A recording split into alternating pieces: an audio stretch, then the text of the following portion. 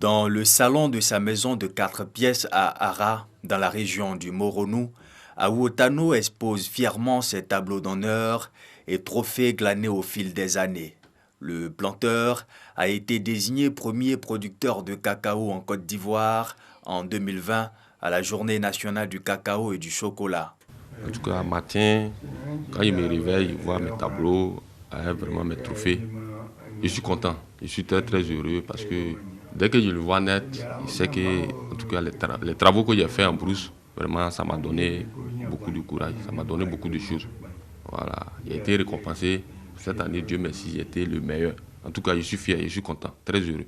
Mais la fierté du planteur est de plus en plus entachée par les difficultés rencontrées, liées notamment au changement climatique et à l'entretien de ces vastes plantations de cacaoyers.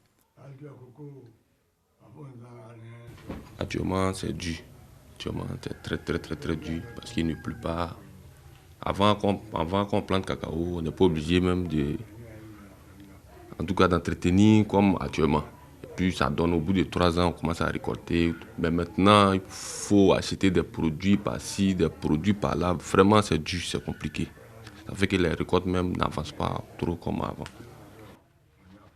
Il y a un peu plus de 50 ans, dans les années 60 et 70, la région du Moronou était la boucle du cacao. Mais aujourd'hui, elle est à la croisée des chemins, produisant environ 20 000 tonnes chaque année, soit 1% de la production nationale, estimée à 2 millions de tonnes. Entre ses cabosses jaunes et vertes, Joseph Conin, ce planteur qui essaie de marcher dans les pas de son père, raconte ses épreuves. Mon problème est que je n'ai pas de manœuvre. Si tu n'as pas d'argent pour toi-même te traiter, payer médicaments pour te soigner, disons la vérité, si tu peux avoir l'argent pour traiter cacao. Le cacao ne donne pas parce qu'il ne pleut pas. La problématique, ce n'est pas ça. Il ne pleut pas.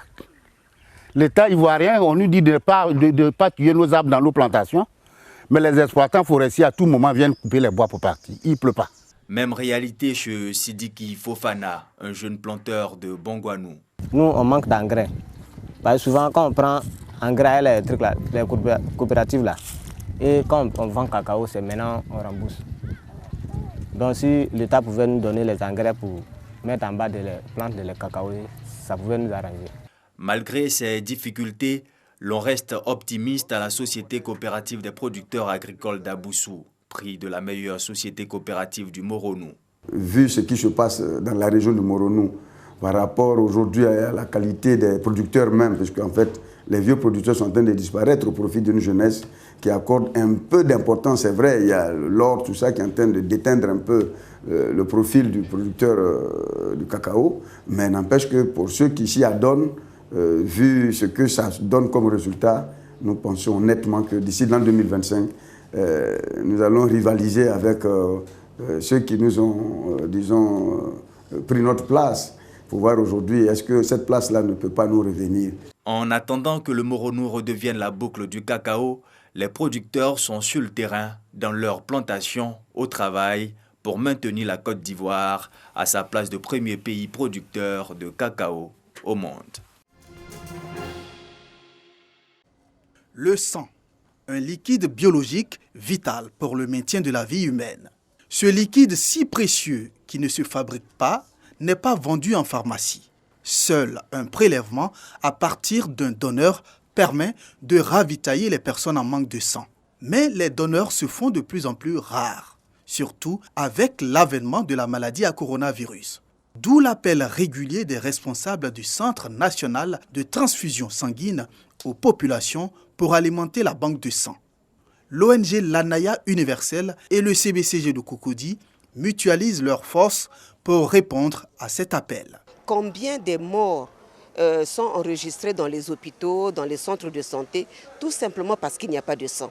Et vous voyez à travers la ville des personnes valides qui ne savent pas qu'elles peuvent aller, elles peuvent se déplacer pour aller donner le sang pour sauver le frère, la sœur, l'enfant qui est à côté et qui a besoin de ce sang-là. Et donc l'appel que je lance, c'est que chacun de nous comprenne qu'en donnant un peu de son sang, nous sauvons des vies. Pour les responsables et les étudiants du CBCG, c'est une aubaine pour faire œuvre utile. J'ai une petite soeur qui avait un problème de sang.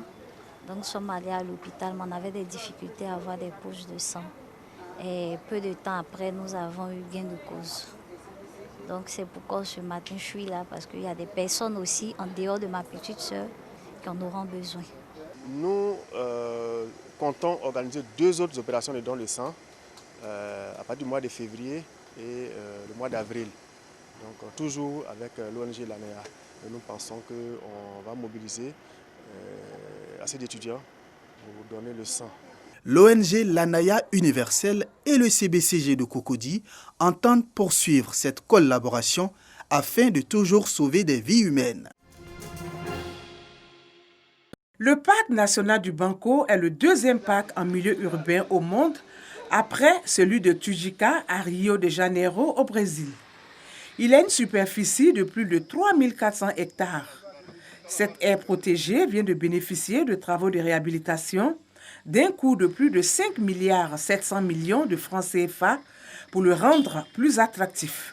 Des travaux financés par le Japon et le Fonds mondial pour l'environnement. Il était question de mettre l'accent sur le volet écotourisme. C'est la raison pour laquelle le FEM a bien voulu financer ce projet. Le FEM ne fonctionne pas tout seul, lui il est le bailleur de fonds. Il a ce qu'on appelle ses agences d'exécution. Et c'est avec le programme des Nations Unies pour l'environnement que ce projet est conçu. Nous sommes fiers de cet exemple que le gouvernement ivoirien donne en face du monde, mais aussi à la communauté internationale et au niveau de la sous-région. Nous sommes en pleine ville d'Abidjan, une grande ville, et vous ne pouvez pas imaginer qu'à cet endroit, il y a des coins qui n'ont jamais été touchés depuis l'Antiquité. Donc des forêts vierges dans une ville, c'est vraiment un élément exceptionnel à saluer. Au nombre des travaux réalisés, 3200 mètres linéaires de clôture, réhabilitation des guérites aux différentes entrées du parc, ouvrages pour l'embellissement du site et acquisition de matériel roulant.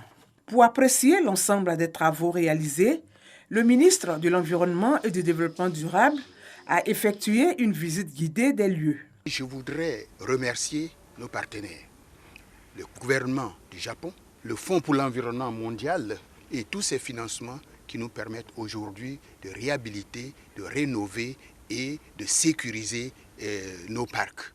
Je voudrais dire aux Ivoiriens que nos parcs sont des lieux d'attraction, sont des lieux touristiques, parce que le faisant, nous faisons la promotion de l'écotourisme.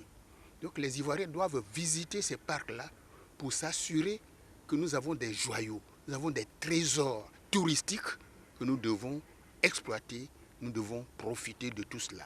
Le parc national du Banco, principal réservoir hydraulique de la ville d'Abidjan, 110 000 tonnes de particules de poussière captées par an, 70 000 tonnes d'oxygène rejetées annuellement. Il alimente 29 forages à partir de sa nappe phréatique, soit 40% du volume d'eau distribué.